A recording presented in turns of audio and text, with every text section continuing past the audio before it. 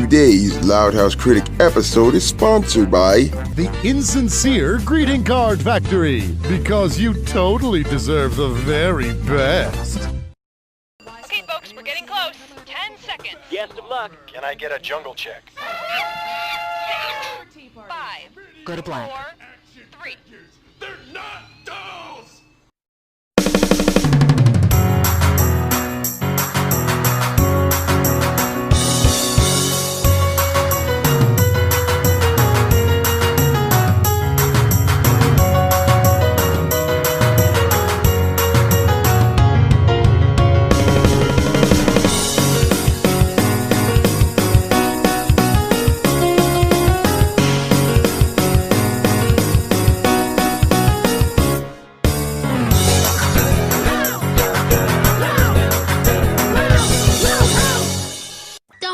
Granddad, you playing a dude's boyfriend. It's that Winston Jerome guy in a dress. Granddad's gonna need to have no homo tattooed on his forehead after this.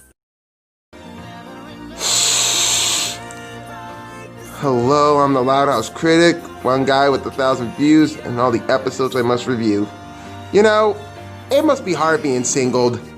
I mean, I don't want to make a pain about a group of people that are just singled out there for now until they find true love in their life, but it's gotta be hard. Not because of the west side of the United States has gone gay, or because women don't have so much good taste in men, but because around a Valentine's Day theme, you only have one Valentine's episode, and sadly, it's a poor excuse to be one. Singled Out, the 33rd episode of Season 4 of The Loud House, and above all, the 182nd episode. Something about this episode that rubbed me so the wrong way. I just hated it. I just didn't like how the way this story plot was. It's just a poor Lynn Loud episode excuse. Just for the sake of just throwing something on television that won't even add up. Or at least it doesn't make fucking sense at all. Today's Loud House episode was requested by Kingston and Lee Tez Jordan.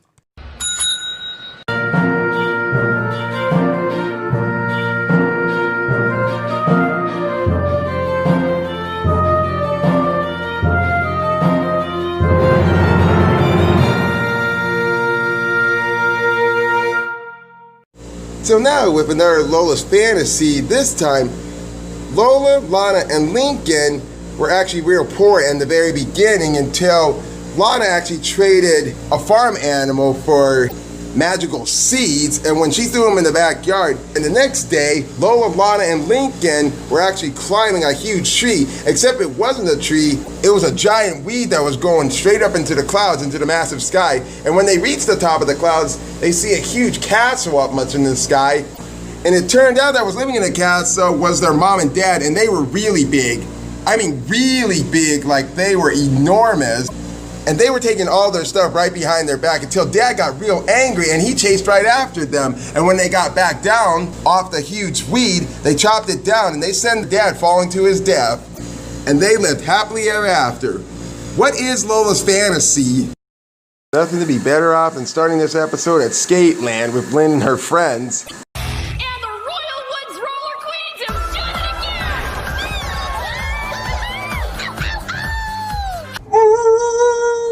Gary, quit it. You're gonna start a howl. I didn't start it.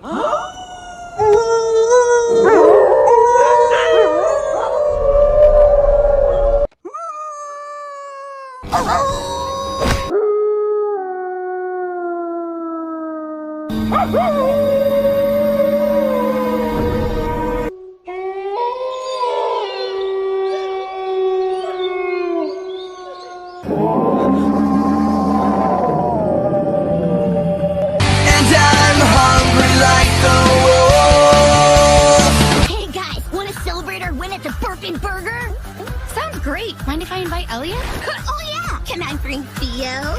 What about Alice? Oh, and Kato? Who now? Yeah! Do it, Margo! Wait, who the hell are they? Oh, those guys. Now, wait a minute. If I didn't know any better, I'd say one of them's a girl and not a boy. But what the hell, I guess they still must be friends. Then again, I could be wrong about that. Are those, like, your dates? Yeah. Dates? Oh boy. I'm starting to rattle here. So Lynn and her friends and their dates go to the Bourbon Burger, with Lincoln Loud serving them. You know, a burger that's like that, it reminds me some of that Burger King when the whole entire bun was actually red. And it was the freaking hottest burger that I ever freaking tasted in the summertime. And I end up drinking a whole pint of white milk. And I really didn't have so much a good time in the bathroom that day either.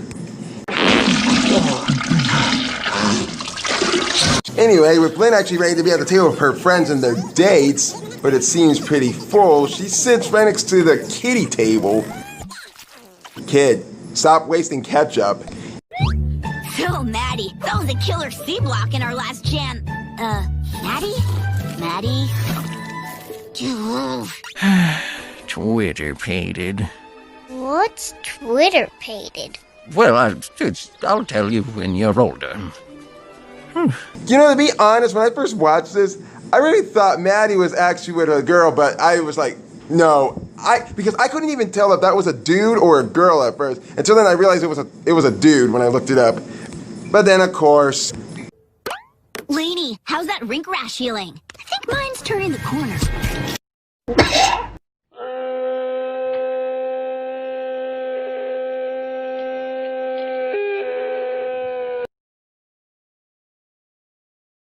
That was pretty sick, man. Aw, you're so cute as a chipmunk. Nuh-uh. You are. Oh God, we'll get to them in a minute. Oh, cool filter. You guys seen the one that makes you breathe fire? Hey! Oh, shit! That's right, boy. You better run. Don't you want to come to Gus's games and grub with us? Heck yeah! Which one of you clowns wants to take me on at the Dunkster 3000?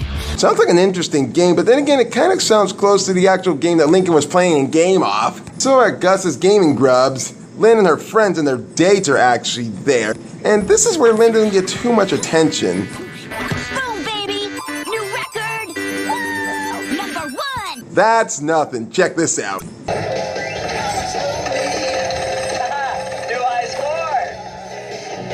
You're almost there. Oh, right there. Just grab. Elliot, I'll win you that stuffed Triceratops if it's the last thing I do. Enough of that lovesick nonsense. 1, 2, 3, go! go! Perfect! Just like you. No, you are. Victory hug! Diminutive, ain't they? You know, I really love Dance Revolution, but the way they were doing that, it sounds like a new orgasm. I mean, just listen.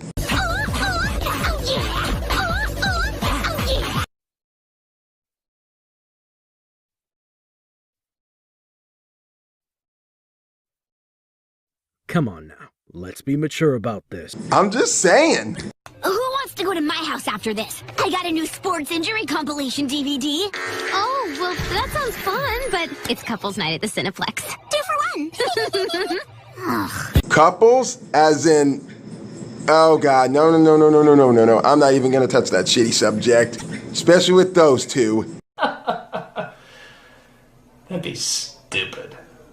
Now then, we're back at the Loud House with Flint sitting on the couch. 2 for 1. Whatever. You know, if I didn't know any better, Lynn, I'd say you're jealous. But guess who comes sitting right next to her? Jesus Christ! This looks gruesome. May I join? Oh, hey, Lucy. Sure. You guys watching? Mind if I do? We now return to A Scoundrel Among Us. You should be ashamed of yourself. We let you into our family and you deceived us. I gave you my heart and you ripped it into a million pieces. Get real, Kevin, because when you feel like a dirtbag, it's because you're a dirtbag, right? So just own it. Just say it out loud. I am a dirtbag. Is something wrong? No. In 2, 1. It's just everyone on my roller derby team is suddenly in a couple. I'm I'm just this lame third wheel. Oh, boo fucking who? I spent 10 years in a dog park. Come talk to me after St. Bernard shits on your face. Frank, Jesus. Wow, I didn't know you wanted to start dating. I don't. I'm not into that romance junk. I mean, I thought I had a crush once, but it turned out I was just dehydrated. Likely story. Especially when that was an L's for love. Speaking of, I wonder what happened to that guy. It sounds like you're worried your friends are going to leave you behind. Yeah, I guess that's it. Ugh. Who says I gotta be left behind? You see how the way Lucy just reacted to that? And just look at her dress where her legs are at. Do you ever see her dress ever go at that angle? She never stretches her black dress out. And even the bat on her head, look how he's cowarding. No one puts Loud on the bench. If everyone else is gonna couple up, I will too. Good luck with that, mate. Maybe I'll just finish this first. Okay, I'm just gonna let you two finish watching this show because suddenly I don't feel like watching this anymore. Next day, Lynn actually tries to look for a date of her own by being so competitive. On your mark, get set, go! Everybody's supersonic racing, trying to keep your feet right on the ground. When you're supersonic racing, there's no time to look around. We're just supersonic racing, running to the point of no return. Everybody's supersonic racing, come on, let the fires burn. Let's go. Huh?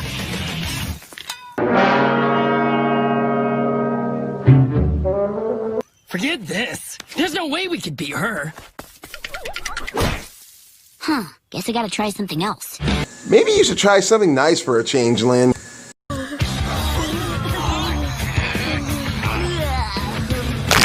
What's wrong with you guys? Being such pussies, being beaten by a girl? Ugh, I'm sorry. They're just like really strong. Yeah, so is Buttercup. Wanna arm wrestle? Oh, gee, look at the time. See you later, Buttercup. No, wait, forget it. And the next attempt that Lynn tries to get another boy to actually like her is give him burgers. I mean, really hot burgers. Free burgers! Help yourselves! What's the catch? Oh, no catch. Just want to see who can handle the heat. That's fucking scary. I don't know if I should compare her to Lola Loud or not, because both of them just freak me the fuck out, having fire in their eyes. In fact, let me just do this. Fire, it's fire, burning midnight.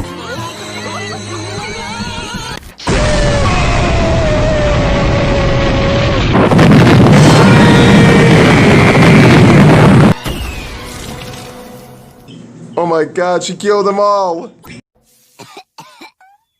Except for one boy who's still eating that damn hot burger. Even better. You can go out with me. Wait, what? Okay, little bit of a PSA. Never spit in front of a girl. Then again, it's Lynn.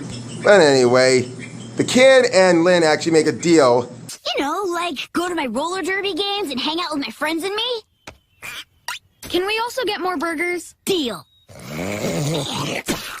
Lynn. Dexter. Dexter? The boy's name's Dexter? Oh my gosh. Every time when I think of Dexter, when he and his look like that with the glasses, it reminds me of Dexter from Dexter's Laboratory. Oh my god, how a nostalgic Cartoon Network show that was. I used to watch in the 90s. And the Royal Woods Roller Queens have done it again! We crushed it again! Oh! The sweet smell of victory. Really? 'Cause I smell baked crotch. Can balls fart? Because I feel like I'm smelling that too. Should we go celebrate at the Burp and Burger? Good idea. Mind if I invite my boyfriend? Did you hear that? I'm sorry, did you hear how the way she actually said the word boyfriend? Do it again. Mind if I invite my boyfriend? Get real. Lynn! Huh? Go in! Stupid kid. You know, this kind of reminds me a bit of Community Disservice and Friend or Foe, and it's really not making me like this episode so much. Lynn, we're so happy for you. Being in a couple is so much fun. I wouldn't be too sure about that, especially with that girl right next to you. So now back at the Bourbon Burger, and we got Lynn and Dexter together. Just the way I like it. Is that cookie dough? Sweet! No, that's mine. What's going on here? Aren't you going to split it? That's what couples do. I was just playing. But if any cookie chunks get stuck in that straw, I call dibs.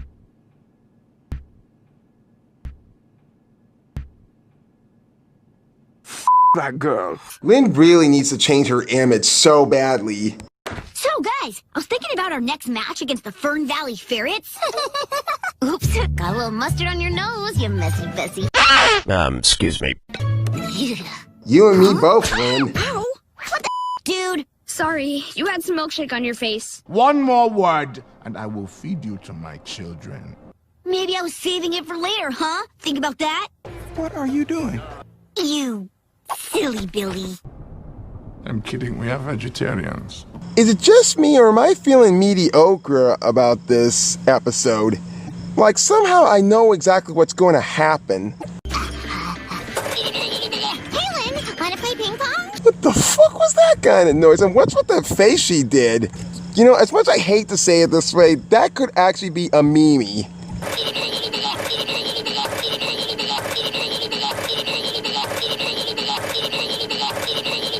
God damn, she's got some really big duck lips. Yeah, I'll grab us some paddles. They get more. I was thinking we could play doubles. Kato and me against you and Dexter. Who now? Oh, right. The old ball and chain. Sure, why not? Okay, well, maybe he'll let you be his wife. Someone tells me this isn't really gonna work out for the both of them. Got it! That was amazing! Just like you! No, you are! Victory hug! You guys don't really have to do that after you guys get done shaking the bed. So we come back to Skateland, and can this almost get any worse? Oh yeah, I definitely fucking just said that. Yeah, free skate! Who wants to race? Grab a partner, folks! It's time for couple skate! Wait, what? You motherfuckers! Hey dickheads, excuse you! Isn't this fun, Lynn? So fun. You know what? I'm sorry. I can't. I can't do this. I'm not an idiot. Okay, that's it. That's fucking it. I'm just gonna drop the fucking ball on this one right now. But don't take my word for it. It's mine and everybody else's opinion about what they thought when they first saw this episode, too. Yeah, that means I have no heart, I'm going to hell, or whatever hateful, trashy bullshit comment you could say to me when it gets blocked and I delete it later, but I just don't like these two. I would rather have Sam and Luna over them. You might want to finish watching the rest of this review because there's actually something I have to say at the end of this when I get done reviewing the whole episode about that. And it's really important. Anyway, we can just skip right to Dairyland. Yeah, Dairyland! This was such a good idea, guys. I can't wait to check out the new cattle battle. Oh! I might even try to beat my personal puke record on the curdler. You know, I'm starting to think the real reason why Lynn wanted to go to Dairyland intense debate. Maybe next time. Who the hell is Today's this? all about the new Sweetheart Land. Nobody cares. Fuck you.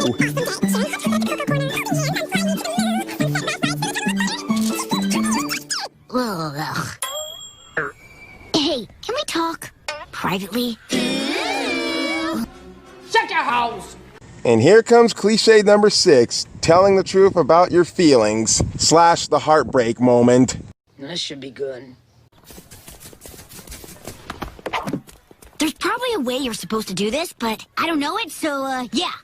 We gotta break up. What? Look, it's nothing personal, but the only reason I asked you out is because all my friends are doing the couples thing, and I don't want to be left out.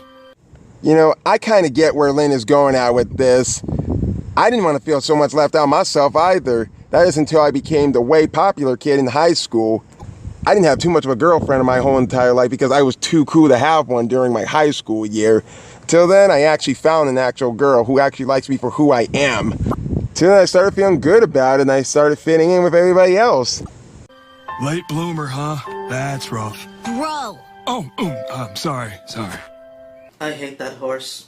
That's a cow. May I continue? The thing is, this mushy coupley stuff isn't for me, and I can't keep trying to fake it. I'm just sorry if you've, fallen head over heels in love with me or something. Love her? Now it's too easy. Actually, I only said yes to dating you so my friends would stop razzing me about not having a girlfriend. Hallelujah, hallelujah. Amen, brother, amen. Ooh. Totally get it. Dude! Private conversation. Oh, yeah, my bad. Moving on. And seriously, what the fuck was up with that? I'm starting to think I had a really good reason why I hated cow and chicken in the first place. May I continue? Wow, well, I definitely didn't see that coming, but I guess I'm glad I'm not the only lame-o here. Who says we're lame for not being into all that romance junk? Maybe our friends are the weird ones. No comment. Just no comment after what I just said earlier. And I would apologize for what I said, but they're still gonna have to hear my opinion about it after the review. Definitely. She's just using you. It's not. It's two. It's not. It's two. It's not. It's two. It's not. It's two. It's not. It's two. Infinity, infinity, infinity. It's not. Quiet, both of you! Sorry. You're giving me such a migraine. So now we come to the burger for the rest of the end of the episode. Hey, Lynn! We didn't see you come in. Sit with us. Aw, that's okay. I know you're all doing your couple thing, so I'm just gonna hang in the kiddie section. Oh, that was a nice gesture. You really want to put up with that little Dennis the Menace kid. Oh, I'm ready for you this time, buddy. Let's do this.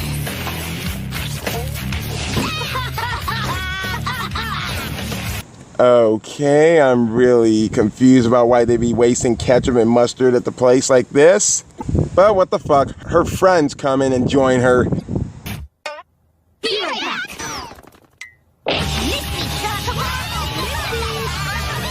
Fuck this shit, now I'm gonna eat my own shorts.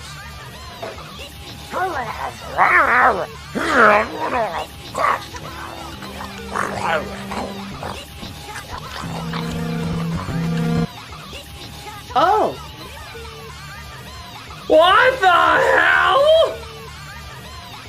Honestly, what the fuck? And seriously, what the fuck was up with that? And that's lame. So, maybe it could be worse. Good ending, but it's not good enough to actually save the entire episode. So, did anyone manage to figure out what Lola's fantasy was? Did you think of this? Jack and the Beanstalk. Oh yeah. Jack and his mother started real porn in the very beginning until they needed some food, and his mother told Jack to actually sell the cow to get food for them. And in return, he got magic beans. And when his mother got furious, and she threw those beans right in the backyard, and the next thing you know, it grew into a really big giant beanstalk. And Jack found himself an adventure when he climbed this huge beanstalk up into the sky and noticed that there was a castle which belonged to two giants. And when Jack entered so much the castle into three different kind of disguises, he took the magical hen that laid golden eggs, he took the silver coins, and he took the magic harp. But when he grabbed that harp, it screamed and it woke the giant up. And fee-fi-fo-fum, that giant was angry and he chased that lad straight down to the beanstalk. But of course, Jack actually made it to the bottom first because he's done it so many times. But the giant took so much of his time. Jack saw the giant was coming down. He took an axe and he chopped that beanstalk, so no matter how many times he actually did it. And he sent the giant falling to his death. You know, I actually find myself liking Jack and the Beanstalk. I wish that Disney could actually bring Gigantic back to the big screen. In fact, I hope they actually make it work. Because so many other Disney movies have been shelved, like Beauty and the Beast, Frozen, and even Peter Pan was. They actually managed to make those films actually work. I mean, honestly, if it wasn't already enough for the Easter egg that you actually saw in Zootopia when the Weasel was actually selling movies that haven't even been released yet, that thing wouldn't even be there for a reason. I mean, honestly, you could actually see the same thing in Disney's Pinocchio. When Jiminy Cricket is singing When You Wish Upon a Star, look closely on your left side and you'll see two books with Alice in Wonderland and Peter Pan, which were going to be the next projects until the World War II actually happened. And when the war was over during the Silver Ages, they brought those two movies back. And thank God they made it work. And I'm sure they can actually make gigantic work. In other words, when I'm playing Jason Voorhees in Friday the 13th game, I'm gonna kill some putty cats! oh boy, oh boy, oh boy, oh boy. Singled out.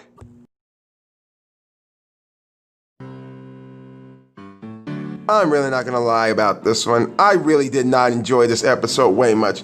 I'm kinda not against the LGBT couples. Well, minus the B in that, being represented in the Loud House. But does anyone else besides me think that they're now going a bit too far with it?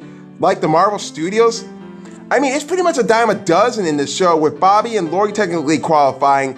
As for the LGBT couple, of course we have Clyde's dads, who could check both those boxes. And then we have the bisexual Luna and Sam, which constantly is changing back and forward, from racing hearts to perfect gig. And honestly, I have been wary of this for a while, but single has officially crossed that line. No offense, but this is starting to look unnatural, and I'm getting the message that the show is following the prolific agenda. It's great that the show is representing some of these people, but the way this episode pushed it even further just rubbed me the wrong way. I know a lot of us like showing off their support to these LGBT people, and I only support the B like I only said in Racing Hearts, but I don't think it was necessary to add yet one more couple. Like I said, I hated those two, and I'll take Sam and Luna over them. But if it wasn't already obvious, due to so much appeal to the characters having the same sex relationship, this episode along with its sister episode did not air in Russia, Saudi Arabia, Africa, Europe, and many other countries where the same-sex relationships are banned. And I don't blame them anyways. I really didn't like this episode so much because it seemed not to very well develop, and it almost happened in a rather hurried way. Lynn lied to her friend saying that she finally had a new boyfriend, as she actually didn't even confess at the end that it was all a friction, and neither did the friends apologize to her for neglecting her because of their partners. The story of exploiting a fake engagement doesn't seem like a very positive thing, and I didn't find the whole initial part of the episode as much fun. Fortunately, there was a positive thing in this episode. In the end, Lynn confessed to Dexter that she's not very inclined to lead a relationship, as she hates romance a little. Well, fuck you on that one. This episode also teaches that it's not important to have a romantic partner if you're already happy. Even so, having a romantic partner doesn't necessarily mean it is the only thing that can keep you to happiness. You can be happy even without a partner and without extreme romance. This is a nice lesson for singles. Well, I'm the Loud House Critic, and I'm gonna go spend some quality time with my girl. In the loud house, duck, dodge, push and shove. It's how we show our love. In the loud house, one boy and 10 girls wouldn't trade it for the world. Love and marriage, go together like a horse and carriage. That was told by mother. You can't have one, you can't have none, you can't have one without the other.